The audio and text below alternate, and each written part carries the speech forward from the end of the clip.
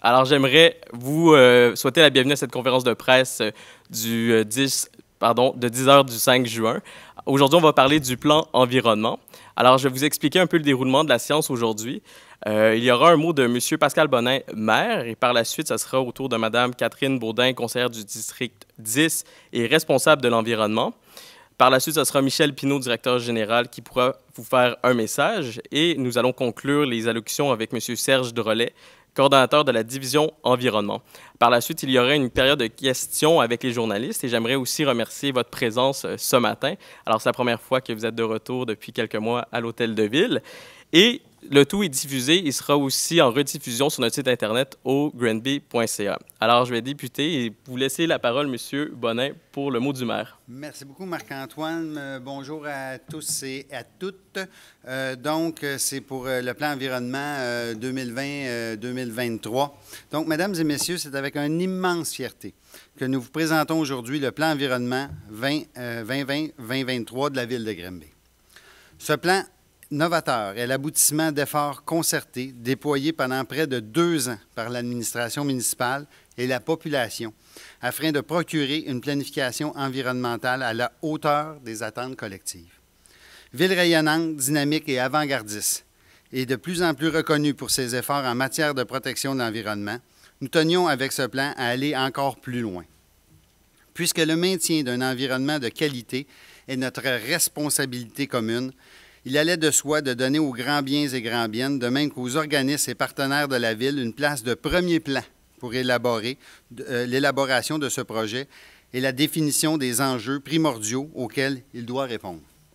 Un sondage téléphonique léger, un sondage en ligne et un forum des partenaires nous ont permis de bâtir un plan ambitieux et audacieux constitué de 85 actions issues de milliers d'idées et de suggestions.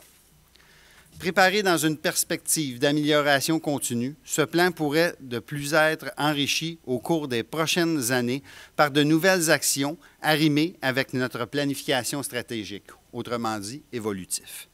La Ville consent plusieurs millions de dollars pour la réalisation de ce plan qui s'échelonnera sur les 4 prochaines années. Mettant de l'avant des projets porteurs dans différents domaines, tels que la consultation de la population, l'air, l'eau, la foresterie urbaine, les milieux naturels, les matières résiduelles, nous souhaitons qu'il y ait un impact réel au sein de notre communauté et sur notre qualité de vie. En prévoyant notamment la formation d'un comité consultatif composé de citoyens et de citoyennes, la mise en place de programmes de subvention pour l'acquisition d'équipements plus écologiques, un programme d'aide à la rénovation écologique, une politique de développement durable, un plan d'adaptation au changement climatique, une politique de l'arbre et une révision des normes de rejet des eaux usées dans les égouts, nous avons tout mis en œuvre pour qu'ils répondent à l'une de nos aspirations, placer l'environnement au cœur de nos actions quotidiennes. La réalisation d'un plan de conservation des milieux naturels nous permettra également de protéger notre patrimoine naturel, une des richesses importantes de notre ville. Au nom de l'administration municipale, je tiens à remercier sincèrement Mme Baudin, conseillère municipale responsable des dossiers environnementaux à la division environnement, et même que tous nos partenaires et organismes communautaires qui nous ont soutenus tout au long de cette aventure. Je dévie du texte, c'est quasiment impossible que je ne dévie pas. En mon nom personnel, mais au nom de tous les citoyens, Catherine, j'aimerais te féliciter pour le travail que tu as effectué et surtout le cœur que tu y as mis. Honnêtement, ça a été extraordinaire puis c'est très agréable de travailler avec toi. Je te remercie à mon nom puis au nom des citoyens. Donc, je veux aussi remercier tous les gens qui y ont travaillé, parce qu'il y a beaucoup de gens qui ont travaillé, Serge, les gens de l'administration, je n'aimerais pas tout le monde parce qu'il y a beaucoup de monde qui a travaillé. Donc, 83 d'entre vous, dans les sondages, disaient souhaiter qu'on accorde une priorité à l'environnement. C'est maintenant chose faite. C'est drôle parce que le mot qui est placé là, c'est place au changement. Puis j'avais juste un vent de changement dans la tête quand je l'ai lu. Excusez-moi, des formations professionnelles. Mais aujourd'hui, c'est Granby plus verte que jamais. Je suis très, très fier de ce que nous allons vous présenter, du travail effectué. Sur ce, je redonne la parole à Marc-Antoine. Oui, merci beaucoup, M. Bonnin. Alors, nous allons poursuivre justement avec Mme Catherine Baudin, conseillère du district 10 et responsable de l'environnement. Merci Marc-Antoine. Bonjour à toutes et bonjour à tous. Donc, je suis très heureuse d'être ici aujourd'hui pour le dévoilement du plan environnement 2020-2023. C'est un très beau travail d'équipe. Donc, plusieurs éléments me tiennent à cœur dans ce plan. Et tout d'abord, la participation citoyenne. Donc, avec le comité consultatif en environnement et la démarche zéro déchet. Ce n'est pas parce que le plan environnement a été déposé que la population a fini de travailler. Non, ça ne peut pas être aussi facile. Donc, elle doit continuer de participer et je compte sur elle. Ensuite, un autre élément qui me tient à cœur, c'est la collaboration avec les partenaires, notamment en ce qui concerne la gestion des matières résiduelles et la protection des milieux naturels. Nous devons mettre en commun nos efforts pour obtenir les meilleurs résultats qui soient et faire avancer la ville, notre ville. Je compte sur eux pour faire preuve de vision et d'anticipation. Ensuite, le rôle de la ville. L'administration municipale n'est pas seulement une machine à règlement, c'est un moteur d'information et d'éducation qui met à la disposition de la population des connaissances aisément accessibles et compréhensibles. Donc, le plan environnement est un document très riche en termes d'action et de possibilités, car il est appelé à évoluer durant les 4 années à venir. Il s'articule autour de toutes les sphères d'activité, ne serait-ce qu'avec la politique de développement durable et le plan de mobilité active. Donc, le véritable travail commence ici, avec la mise en œuvre de chaque action. Plus particulièrement pour les actions quantifiables, comme celles qui touchent la réduction des GES, par exemple, nous allons fixer des objectifs afin de positionner Granby comme un chef de file en la matière. De plus, je tiens à dire que la qualité de notre milieu de vie ainsi que notre santé physique et psychologique sont intimement liées à la préservation de notre environnement. C'est une mission que nous faisons nôtre.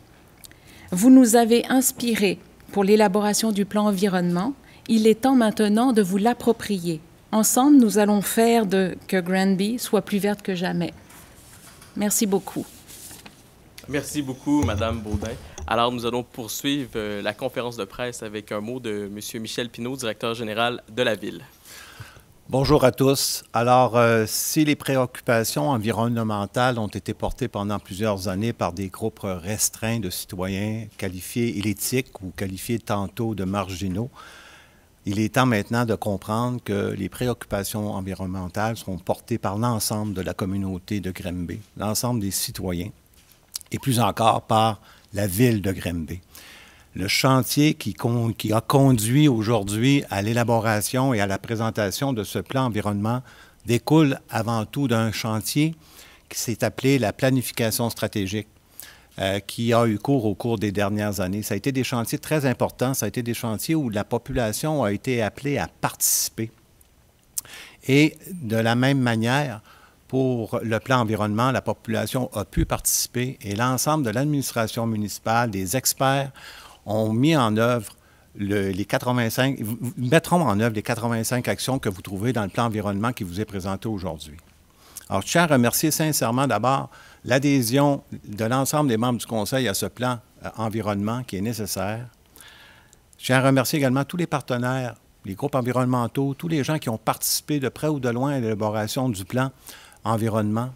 Et évidemment, je ne peux pas passer sous silence l'implication constante des fonctionnaires, que ce soit M. Bruno, M. Carbonneau, Mme Tétrault ou encore M. Drolet, qui ont mis la main à la pâte avec leur équipe pour alimenter le conseil municipal, le comité environnement et l'ensemble des personnes qui ont été impliquées dans l'élaboration du plan pour faire de ce plan un outil de prédilection pour la protection de l'environnement sur notre territoire. Vous allez voir que dans les 85 actions qui ont été ciblées, il y a des actions qui sont très importantes, qui sont costaudes en termes d'implication, que ce soit financier ou d'implication de changement de culture au niveau de notre communauté. Et je pense que c'est à partir de projets aussi audacieux qu'on va faire de Granby une ville encore plus verte que jamais. Merci. Merci beaucoup, M. Pinault. Alors, nous allons passer à la présentation du plan environnement avec M. Serge Drolet, coordonnateur de la division environnement. Et je tiens à justement vous dire que durant la présentation, vous verrez certains citoyens qui se sont impliqués dans le plan. Alors, vous allez pouvoir aussi retrouver le plan environnement dès maintenant sur notre site Internet. Alors, je vais passer la parole à M. Serge Drolet. Merci, Marc-Antoine. Eh bien, la table est maintenant mise. Monsieur le maire, Mme Baudin et M. Pinault vous ont mis en appétit. C'est maintenant à moi de vous rassasier. J'ai donc le grand privilège de vous présenter le plan environnement 2020-2023 de la ville de Granby. J'ai numéré donc les 85 actions réparties dans 7 secteurs et 22 objectifs. Premier secteur, consultation de la population. L'objectif, impliquer la population dans la protection de l'environnement et renforcer son sentiment d'appartenance. Pour ce faire, 8 actions ont été mises en place. Former un comité consultatif composé de citoyens et de citoyennes, une action très populaire dans les sondages. Adopter un budget participatif. Oui, les citoyens vont pouvoir voter pour un projet qu'ils désirent. Créer un prix reconnaissance afin de souligner l'apport exemplaire de citoyens dans le domaine de l'environnement. Favoriser la participation de personnes volontaires. Une bonne idée proposée par Mme Luce Bérard de la FEAS. Exemple, le nettoyage des rives du lac Boivin ou l'actionnaire prun au CNLB. Prendre part aux initiatives citoyennes visant le remplacement d'asphalte ou de béton par des végétaux. Grand intérêt également pour les citoyens. Offrir à la population des informations de nature environnementale de qualité. C'est un peu la force de la division environnement à l'aide de conférences, d'ateliers ou une bonification constante du site Internet. Remettre une certification éco-responsable aux industries. C'est une action qui a été proposée par M. Patrick Saint-Laurent de Granby Industriel. C'est un peu l'ADN du parc industriel de Granby, l'éco-responsabilité. La mise à jour et l'évolution du plan environnement sur le site Internet sera faite régulièrement afin que le citoyen puisse suivre la progression de celui-ci. Deuxième secteur, la planification du développement durable. Objectif, devenir une ville modèle dans la gestion et le développement durable de son territoire. 5 actions pour ce point. Adopter un plan d'adaptation au changement climatique. Le changement climatique, c'est la priorité environnementale numéro 1 à l'échelle mondiale. Et Granby va participer. Adopter une politique de développement durable, une action proposée par M. Antoine Lamoureux, des jeunes entrepreneurs de Granby. Adopter une politique de gestion éco-responsable des événements sociaux, culturels et sportifs. Une idée géniale de Jean-Olivier Grégoire Filion, de Vie culturelle et communautaire de Granby. On désire écologiser les événements publics. Adopter une politique d'achat éco-responsable afin de favoriser les fournisseurs qui souhaitent réduire leur empreinte écologique. Très populaire lors du Forum des partenaires. Offrir un programme d'aide à la rénovation écologique en bonifiant le programme existant de Réno Climat du ministère de l'Environnement. Le troisième secteur, l'air, sera subdivisé en 3 sous-secteurs. Le premier, la qualité. Objectif, améliorer la qualité de l'air à Granby. 2 actions, soit installer une station de mesure de la qualité de l'air, qui serait dans le périmètre urbain. Donc, on sera la 2e ville au Québec après Montréal à pouvoir mesurer la qualité de l'air de la ville. Et le deuxième, subventionner le remplacement d'un appareil de chauffage au bois pour un modèle qui respecte les normes actuelles, un programme qui existe déjà. Le deuxième sous-secteur, les gaz à effet de serre. Objectif, diminuer les émissions de gaz à effet de serre provenant des activités municipales et améliorer le bilan carbone de la ville. Pour ça, nous allons mettre à jour l'inventaire des émissions de gaz à effet de serre. L'ancien exercice date déjà de 2010. Optimiser les opérations de déneigement, donc réduire les allers-retours des camions vers le dépôt de neige. Objectif numéro 2, encourager la participation de la population et des ICI, industrie, commerce, institutions, dans la diminution des émissions de gaz à effet de serre. 3 actions ici présentées. Sensibiliser les élèves du niveau primaire et leurs familles à la réduction des gaz à effet de serre grâce à la bourse carbone scolaire, telle que proposée par Mme Sophie Parent-Banachowski, enseignante à l'École des bâtisseurs. Offrir un programme de subvention pour l'achat de tondeuses écologiques, c'est la poursuite d'un programme existant. Poursuivre la campagne de sensibilisation « Couper le moteur » afin d'éviter la marche au ralenti. Troisième objectif pour gaz à effet de serre, participer activement à l'électrification des transports dans les secteurs publics et privés. 3 actions.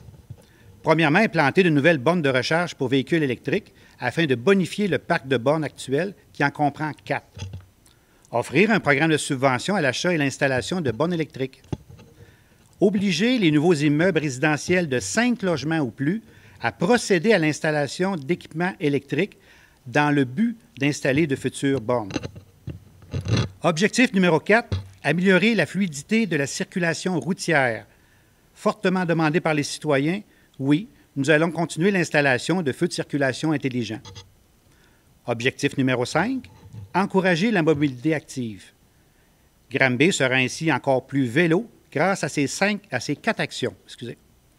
Adopter un plan de mobilité active, plus de pistes cyclables et de sentiers multifonctionnels. Offrir aux commerces et industries un prêt ou une subvention pour des supports à vélo.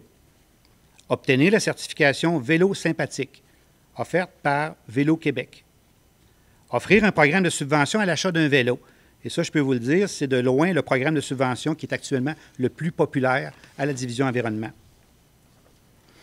Dans le sous-secteur air, îlots de chaleur. Objectif, réduire les îlots de chaleur urbains. 4 actions en découlent.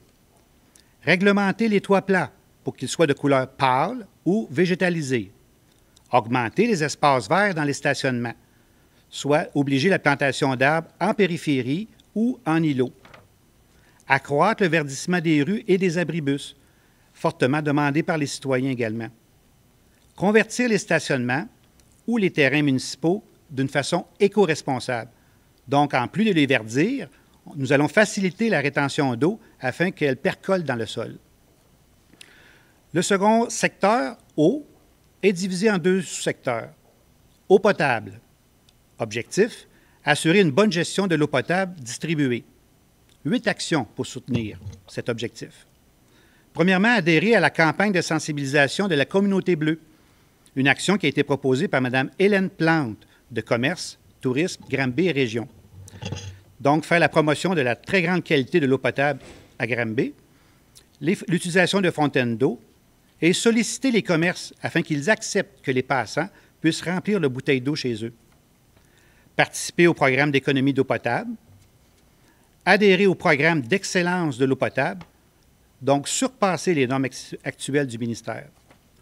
Procéder à la recherche de fuites sur le réseau d'eau potable, automatiser les purges d'eau des bouts de ligne, installer des points d'alimentation en eau brute pour l'entretien, par exemple pour l'arrosage des plantes, effectuer des audits des immeubles institutionnels, donc vérifier si l'utilisation de l'eau est faite de façon optimale.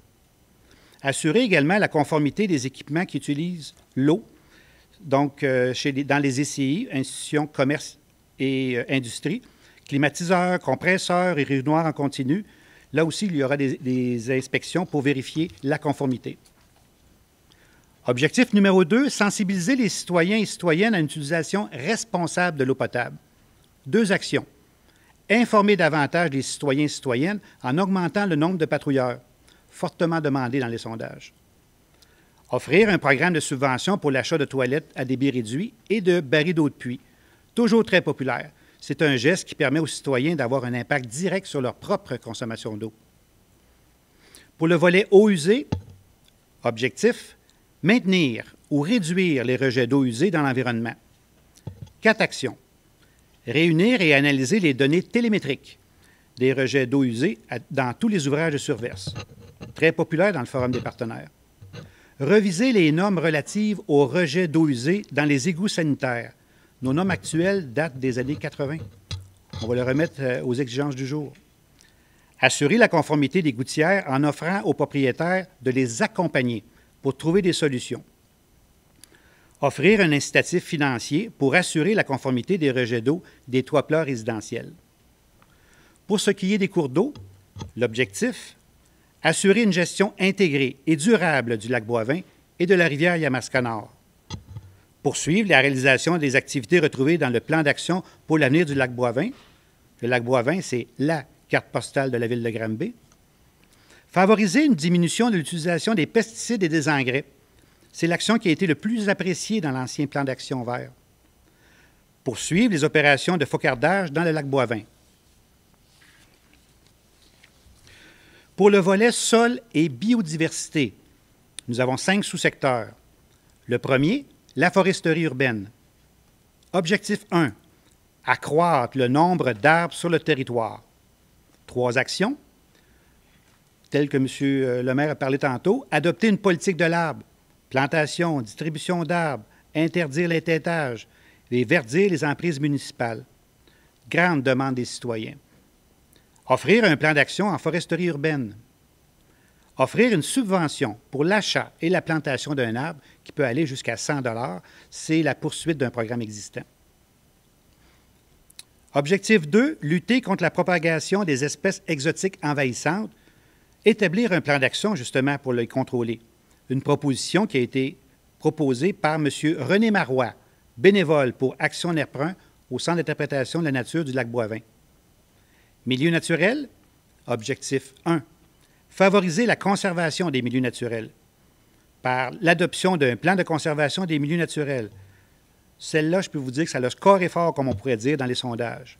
Une proposition de M. Normand Fleury du Club d'observateurs d'oiseaux de la Haute-Yamaska.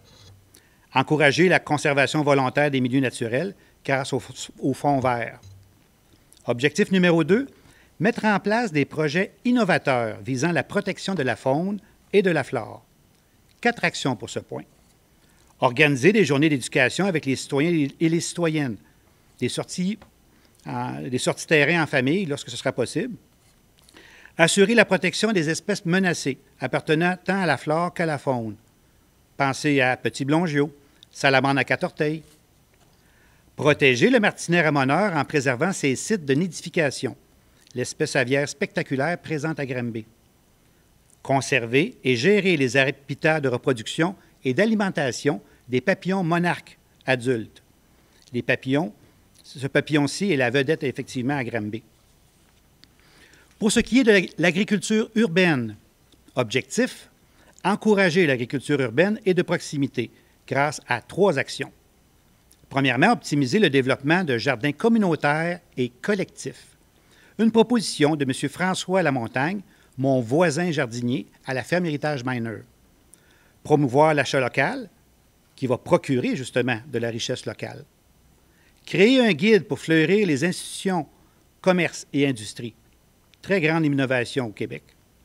Favoriser la pratique de l'agriculture urbaine, une action très populaire. Favoriser l'implantation de serres en zone institutionnelle, commerciale et industrielle par une modification réglementaire. Pour ce qui est des sols contaminés, objectif, assurer une gestion responsable et éthique des sols contaminés. De quelle façon? Bien, assurer la traçabilité des sols contaminés issus des terrains municipaux grâce au programme Trace Québec, afin de se prémunir contre les fraudes. Limiter l'utilisation des sels de déglaçage en poursuivant l'implantation de quartiers blancs et en trouvant des solutions de rechange écologique à l'épandage de sels de déglaçage. Pour ce qui est des milieux agricoles, objectif numéro 1, favoriser la mise en place de bonnes pratiques environnementales dans les champs. Ça, on peut vous dire que Granby est vraiment innovateur au Québec, soit en offrant un service d'accompagnement spécialisé aux producteurs et aux productrices agricoles.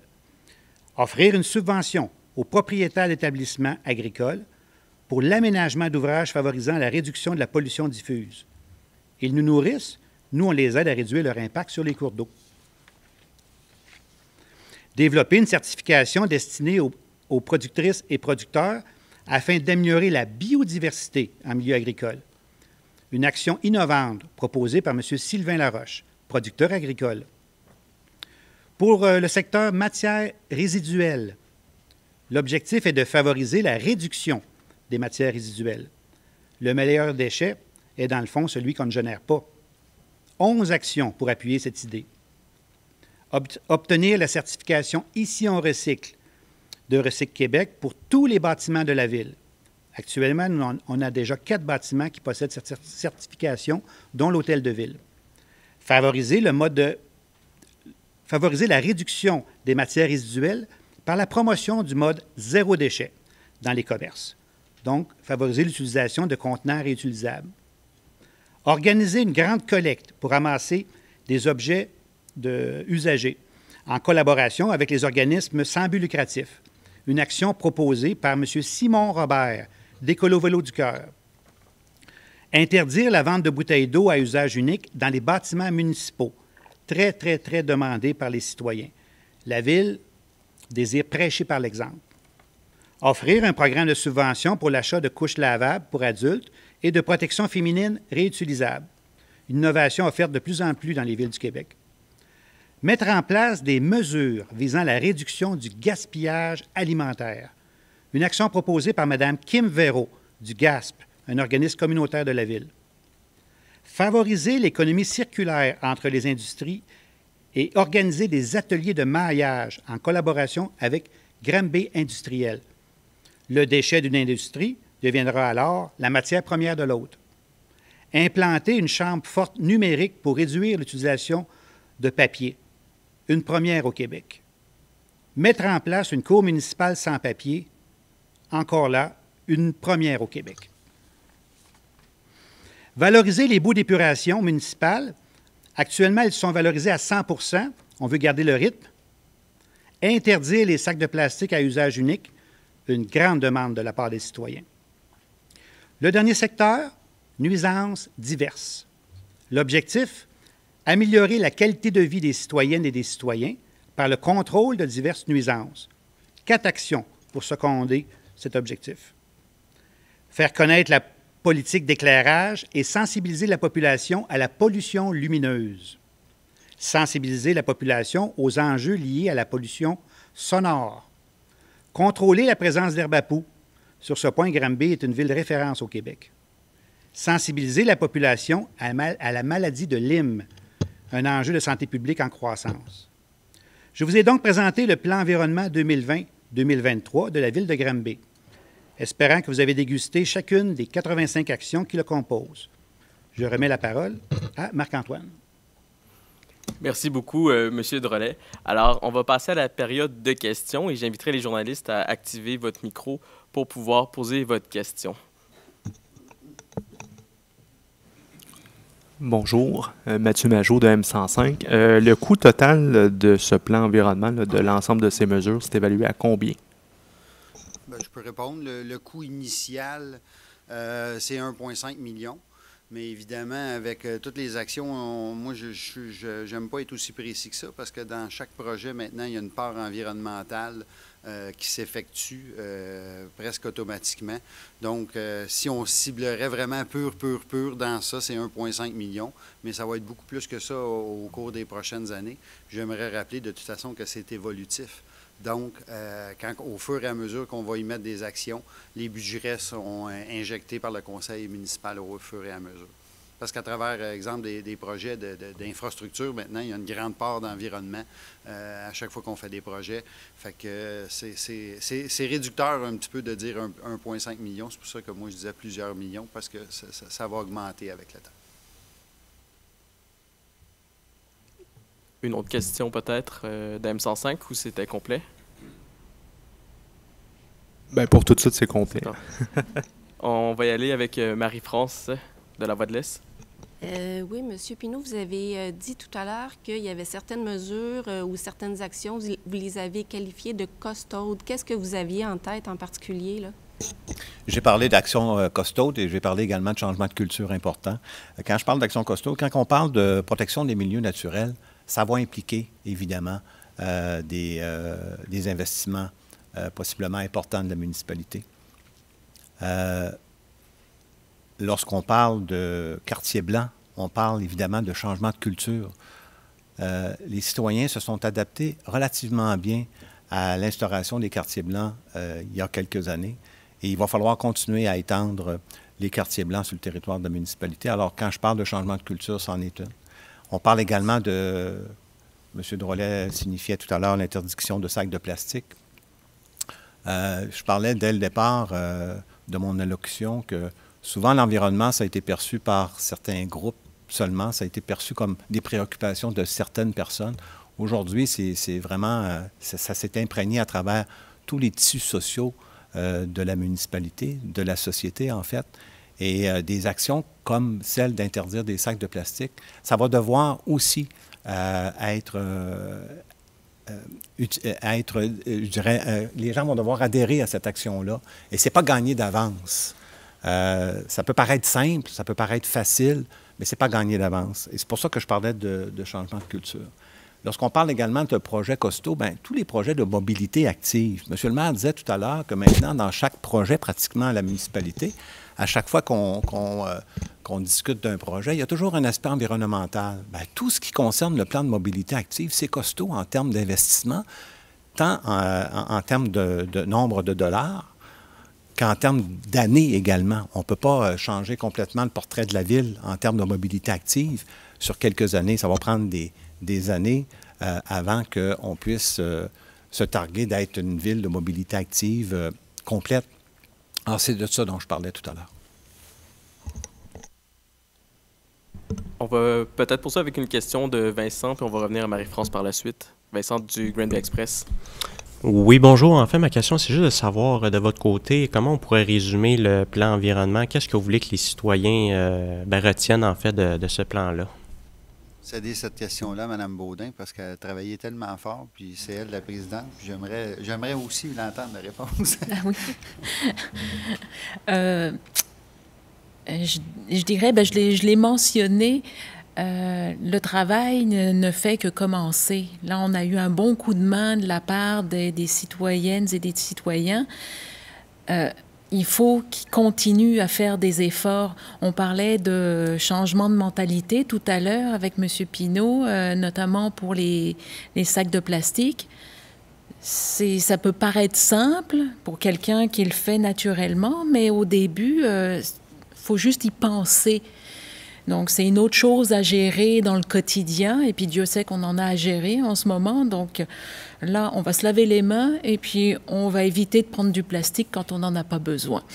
Donc, c'est toutes des adaptations qu'il va falloir faire. Et puis, c'est pas seulement 2 personnes, c'est tout le monde. Donc, moi, ce que j'ai en tête avec ce plan, c'est vraiment que on pousse tous dans le même sens. Et puis, on veut faire avancer notre ville, on veut qu'elle soit la plus belle possible. Et puis, je n'ai pas fait 6000 kilomètres pour venir à Granby pour rester là. Donc, moi, j'ai un drôle de comparatif en Europe, mais donc, on va essayer de faire tous les efforts nécessaires. Bon, on ne va pas essayer, on va faire tous les efforts nécessaires pour arriver au but. On va retourner à Marie-France de la Voix de l'Est qui semble avoir une question. Oui, en regardant les actions, il y en a quand même plusieurs qui étaient déjà en cours, plusieurs programmes de subventions écologiques, par exemple, qui étaient déjà lancés. Fait que on est dans la continuité d'une certaine façon quand même du travail amorcé. C'est évident. L'environnement, c'est une matière qui évolue excessivement rapidement. Oui, il y a beaucoup de choses qui étaient déjà en place, puis c'est normal. Ça veut dire qu'on n'était quand même pas en inaction totale. Le dernier plan environnement datait de 2008. 12 ans, c'est énorme en matière d'environnement comme gap entre les deux. Mais je vais donner un exemple très flagrant parce que j'avais gardé une surprise. J'ai texté ma collègue ce matin en disant que j'avais un scoop et une surprise. Je l'étais gardé, puis je l'avais même gardé pour le public. Pour vous démontrer à quel point c'est évolutif. Un des points qui est cher à ma collègue, que je n'avais pas réussi à l'avoir, j'ai réussi à l'avoir cette semaine en travaillant. Et puis, ma collègue me demandait de faire quelque chose pour le verre, et c'est une compétence, évidemment, MRC. Et je peux vous annoncer ce matin, j'annonce à ma collègue ce matin, que d'ici la fin de l'année, il y aura des cloches de verre sur notre territoire. Donc, c'est un exemple parfait à la vitesse à laquelle ça évolue. à laquelle les enjeux évoluent. Avec la pandémie aussi, ça va changer les choses. Mais c'était pour donner un exemple et surtout pour remercier Mme Baudin du travail qu'elle effectue, pour me démontrer aussi que moi, de mon côté aussi, les choses qu'elle me dit, parce que c'est un travail d'équipe, elle le mentionnait tantôt. Il faut aussi que le maire, quand il va à la table des préfets sur certains enjeux, parce qu'on a choisi cette stratégie-là qui fonctionne très bien d'une façon territoriale pour les matières résiduelles. Et puis, nos collègues de la MRC qui sont aussi préoccupés à avoir les mêmes enjeux. Là, je parle le premier en tant que maire de la MRC, là, mais les autres maires, c'était unanime ce projet-là. J'en dirai pas plus sur ce projet-là, mais je sais que Catherine, elle va partir avec le grand sourire aujourd'hui. Faut jamais lâcher. C'est un plan également, j'ajouterais peut-être, si je peux me permettre, c'est un plan qui présente une belle profondeur. Dans le sens où, vous savez, les municipalités, quelquefois, on élabore des plans et souvent, ça se fait dans des bureaux et la population n'est pas nécessairement toujours impliquée. Cette fois-ci, dans le cas du plan vert, celui qui vous est présenté aujourd'hui, on ne peut pas prétendre à ce que ce soit un plan qui appartient à la Ville. On prétend plutôt que c'est un plan qui appartient à l'ensemble des citoyens parce que c'est eux qui l'ont élaboré avec nous. Et c'est le plus beau gage que nous avons de la réussite de la mise en œuvre de ce plan-là, puisqu'on aura des chiens de garde constants pour nous rappeler les actions qui ont été annoncées aujourd'hui et pour nous rappeler qu'il faut procéder et il faut les mettre en œuvre. Alors, moi, je le qualifie d'un plan environnemental, d'un plan environnement avec une très, très belle profondeur. Et ça, pour moi, c'est très important de le souligner. Et c'est pour ça que M. le maire, Mme Baudin ont pris soin tout à l'heure de remercier tous les gens qui y ont participé. Vous avez vu, quand on le présente d'ailleurs, on ne le présente pas. Les images parlent d'elles-mêmes. Les images qu'on vous présente, c'est des gens de la communauté, c'est des gens qui ont été impliqués dans l'élaboration du plan. S'il avait fallu prendre une photo de chaque personne qui s'est impliquée, on en aurait eu plusieurs. Si je prends tous les gens qui ont répondu au sondage ou les gens qui nous ont donné les 3000 idées. Mais pour moi, c'est, au risque de me répéter, c'est un plan d'une belle profondeur et c'est le gage pour moi de son succès. On va poursuivre la période de questions.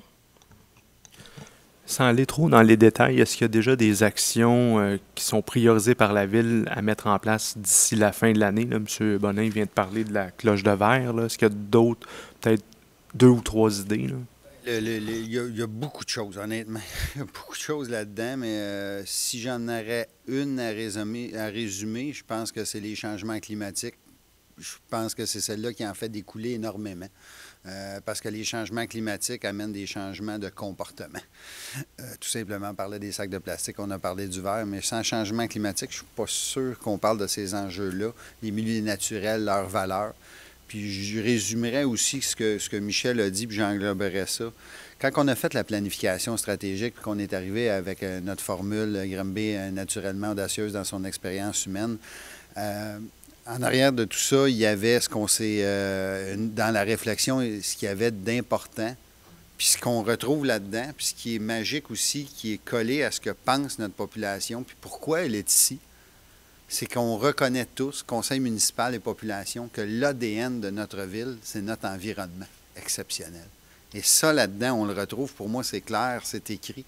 Fait que le changement climatique, oui, mais ce qui motive, ce qui est le fondement de tout ça, c'est l'ADN exceptionnel d'une ville exceptionnelle en partant, d'un riche territoire. Ça, c'est pas à nous, c'est la nature. Mais je pense que tout le monde le reconnaît aujourd'hui et reconnaît qu'il faut y faire attention, que ce n'est pas nécessairement de l'acquis. Je pense que c'est ça qui a motivé ça. Est-ce qu'il y avait d'autres questions, Marie-France? Peut-être que je reviendrai un petit peu avec la question de Mathieu. Tu sais, comme d'ici la fin de l'année, est-ce qu'il va y avoir l'adoption de la politique le comité consultatif composé de citoyens? Est-ce que déjà vous y allez avec ça? Il y a beaucoup d'étapes, il y a 85 étapes. C'est ça. Moi, ma présidente, c'est elle qui a l'idée ce dossier-là depuis le début, puis c'est elle qui va nous prioriser ça aussi dans cette fonction-là.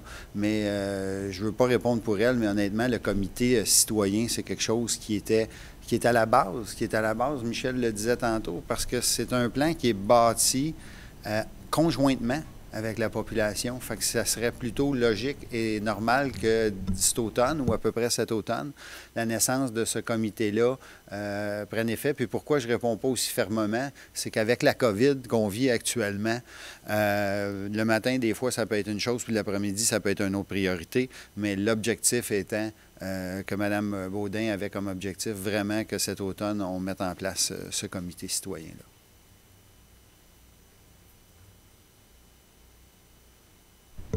Peut-être une dernière question. Je ne sais pas si c'est Mme Baudin qui peut répondre. Est-ce que dans le sondage, il y a une mesure en particulier qui a fait l'unanimité ou il y en a plusieurs qui étaient particulièrement populaires? Parmi les 900 que j'ai lus, ce qui revenait très fort, c'est la récupération du verre. Puis dans ma petite tête de Savoyarde, j'avais du mal à digérer ma pilule. Là. Donc jusqu'à ce matin, là, je me sens toute légère, on dirait.